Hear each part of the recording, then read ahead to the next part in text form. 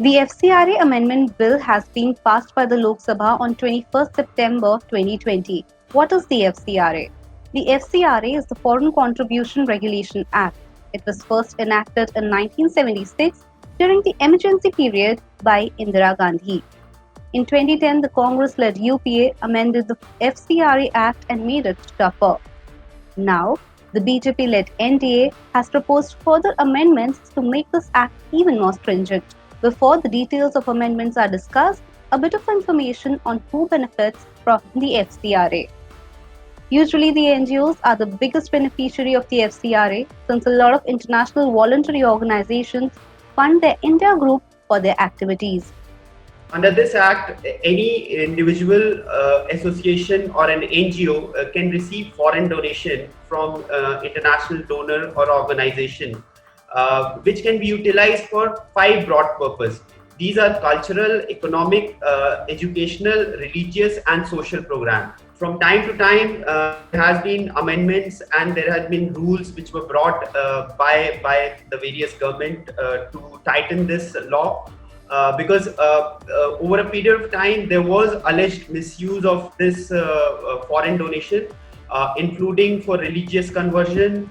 Some NGOs did very well by utilizing those foreign contributions, but a lot of time the government probe and the agencies flagged its misuse because the fund was coming in one name but it was getting diverted into another. Even in February 2012, Prime Minister Manmohan Singh had criticized NGOs for receiving support from abroad to stall use of genetic engineering in agriculture and leading protests against Kudankulam nuclear power plant in Tamil Nadu. The latest figures show a similar inflow of foreign money in many such organizations. In last 3 years, between 2016 to 2019, the amount of foreign contribution to Indian NGOs or to Indian association and individuals have been to the tune of 58,000 crore rupees. In 2018-19, as you can see, this is from the reply by the Home Ministry before the Parliament, that in 2018-19 the amount received was to the tune of 20,000 crores. It's more than 20,000 crore. Similarly, it is around 18 to 19 crore during the previous financial years. So as you understand that this involves a large amount of money. And there were around, when the NDA government came to power in 2014, there were around 49,000 NGOs or associations which were registered with the Home Ministry, which is the main agency which is looking after this FCRA Act. More than 27,000 NGOs lost their FCRA license in this period of 6 years because of alleged violations. Some even face CBI inquiry, some from ED because of misutilization of fund.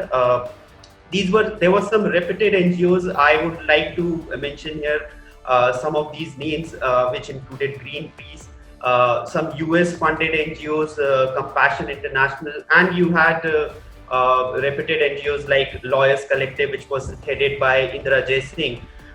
Then you had Tista Setalwat, Citizen for Justice and Peace.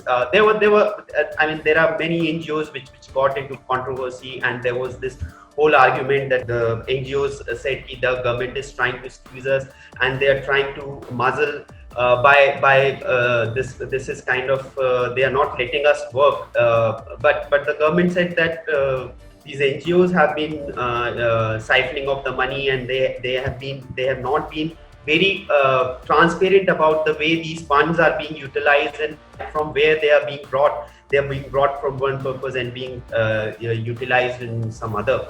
So among the key changes proposed, the first is about the eligibility of receiving FCRA certification and penalization for violation of any clause. The amendments which is being introduced for the 2020 bill is related to Section 3 of the FCRA Act, under which public servants defined as per the Indian Penal Code is being included in the categories of people who cannot receive foreign donation. Earlier, these categories had political parties, journalists, owner of a media house, and there is a whole lot of category which is defined in people who are prohibited from receiving this foreign donation. This included government servant, but now this new term which is being inserted here is about public servants. So public servants also come into the category, and they cannot receive foreign donation. Similarly, the corporation, government-owned entities have also been included. Another amendment which is being proposed is holding summary inquiry. Earlier, this was related to that if you are found violating the FCRA Act, then only there could be some action against you, a penal action. You may lose your license, you may face other kinds of disbarment. But what the government is doing now is it is empowering itself to hold an inquiry, and based on that inquiry, it can debar your foreign donation for 180 days. They have increased that 180 days period to now 360 days. So 180 plus 180, which makes it almost a year. Tracking of the flows of fund has been made smoother by ensuring that Aadhaar number of the applicant is added to the FCRA form. Just like income tax returns, the NGO or the organization have to file annually these returns. So what was happening was these returns were not getting regularized, and this was leading to a lot of delay. So there was no audit of books, audit of accounts. So there was a delay of sometimes even 2 years, 3 years, 4 years. So the government has made it mandatory that these returns have to be streamlined, and it is to be filed online. So there is no excuse that the person cannot submit the returns.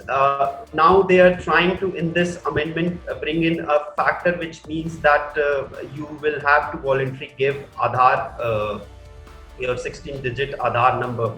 Any person, any individual, any association, any NGO which is applying for FCRA registration.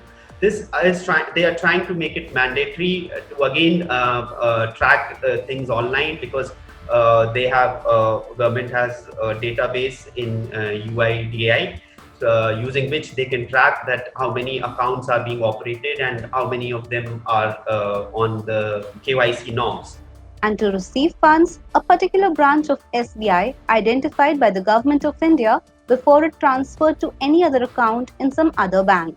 The bill also talks about other amendments, which includes the FCRA accounts which shall be opened in State Bank of India as notified by the central government or its branches, which basically means that, again, this is also among one of the criticisms which has come from the opposition about this act, that by doing this, the government is easily able to monitor the foreign donation which is coming, and they cannot be siphoning off or any kind of misuse of these funds. But most of these NGOs or FCRA registered NGOs are on the online platform, so which means that and these all the scheduled banks are also working on the online platform. So it is very to actually monitor these fundings, and there is a financial intelligence unit and of course the intelligence bureau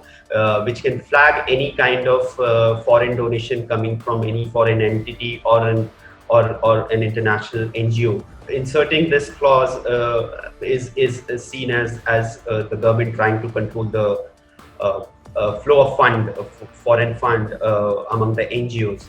Earlier, one organization or individual with FCRA clearance could transfer money to any other similar entity, but the new list of amendments disallow any such action.